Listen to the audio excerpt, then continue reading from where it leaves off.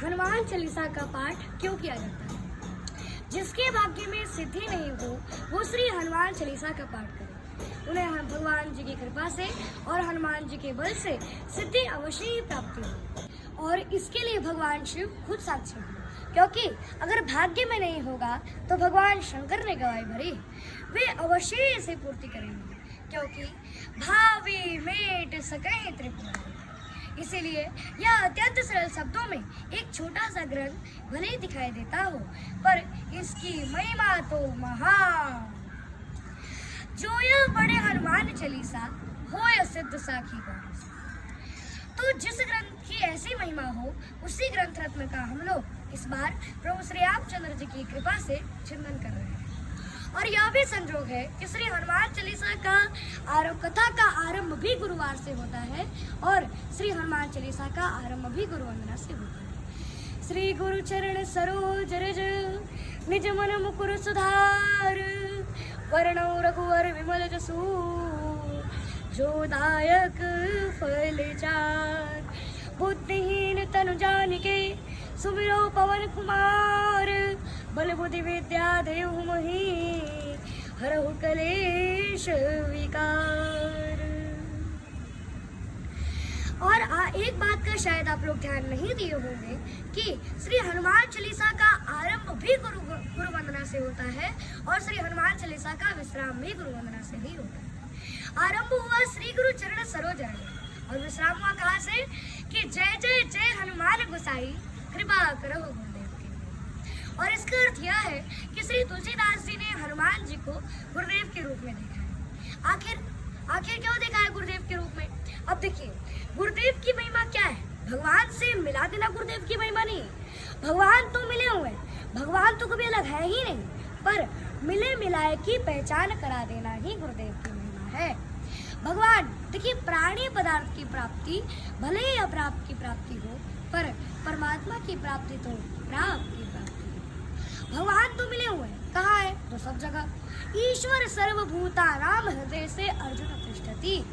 गीता गायक भगवान श्री कृष्ण अर्जुन से कहते हैं कि हे पार्थ, वह परमात्मा सबके हृदय में वास करता है। गोस्वामी तुलसीदास जी 12वां रामचरितमानस में लिखते हैं कि अस प्रभु हृदय अछत अवकारी, सबके उर अंतर जान हो भाव को भाव। तो भगवान सबके अंदर है, तो जब भगवान मिल ही गए तो गुरुदेव की आवश्यकता क्यों है? इसीलिए खोया हुए तो फिर मिले और उठा लहरी मनाए।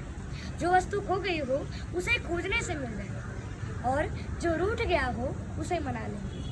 तो खोया हुए तो फिर मिले और उठा लहरी मनाए, और जो मिला रहे फिर ना मिले तासो कौन बसाए। तो जो मिला रहने के बाद भी नहीं मिल रहा हो या मिलकर भी जो अनमिला हो उसे मिला देने का काम गुरुदेव का है। अच्छा, तुलसीदास जी किसी ने पूछा कि हनुमान जी आपके गुरुदेव क्यों हैं? क्या इन्होंने आपको राम जी से मिलाया? तो तुलसीदास जी ने कहा कि राम जी तो कितनी बार मिले थे, तो हनुमान जी ने क्या किया? मंदाकिनी तट पर राम घाट पर, मंदाकिनी गंगा के किनारे चित्रकूट घाट पर, मंदाकिनी तट पर राम घाट पर प्रगटे दशरथ नंदन, और बोले मधुरवाणी में इधर उधर, बाबा दे दो चंदन, बाबा चंदन दे दो बाबा। श्री राम जी प्रकट हो गए और तुलसीदास जी की आंखों से अश्रु बरस रहे थे। उन बरसते हुए प्रेमाश्रुओं से चंदन गिरा जा रहा था, फिसला जा रहा था। भगवान प्रकट हो गए और बोले, बाबा चंदन दे दो बाबा। तुलसीदास जी तो ऐसे ही परेशान थे, भगवान की ओर देखकर बोले कि हे बालक, हमें क्यों परेशान करते हो? कहीं और जा करके ले लो, घाट पर बहुत से पढ़ने बैठे हैं, हम तो वैसे ही परेशान हैं। तो भगवान ने सोचा कि अभी ये कम रो रहे हैं और अगर हम चले जाएंगे तो ये और रोएंगे, पहचान नहीं पा रहे हैं। तो भगवान ने पूछा कि कौन खो गया है बाबा तुम्हारा, तुम क्यों इतने रो रहे हो? तो वे बोले कि हमारे भगवान हमें नहीं मिल पा रहे हैं। तो प्रभु ने कहा कि आपके भगवान तो बड़े कठोर हैं, आप उनके लिए इतना रोते पर फिर भी नहीं आते।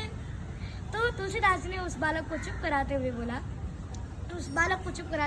बोले कि नहीं बालक, मेरे प्रभु के बारे में ऐसे मत बोलो, वे बड़े ही कृपालु और दयालु हैं। श्री रामचंद्र कृपालु भजमन हरण भो गए दारू। वे बड़े ही कृपालु और दयालु। हमारा ये दुर्भाग्य है कि भगवान हमें नहीं मिल पाते। अब आप ही बताइए कि तुलसीदास जी को भगवान मिले कि नहीं मिले? मिले, लेकिन मुश्किलें होती है आसान, बड़ी मुश्किल से आदमी बनता है इंसान, बड़ी मुश्किल से। ढूंढने वालों को मिल जाते प्रभु हैं, लेकिन आंखें कर सकती है पहचान, बड़ी मुश्किल से, बड़ी मुश्किल से। भगवान तो मिले हुए हैं, लेकिन जान पहचान नहीं।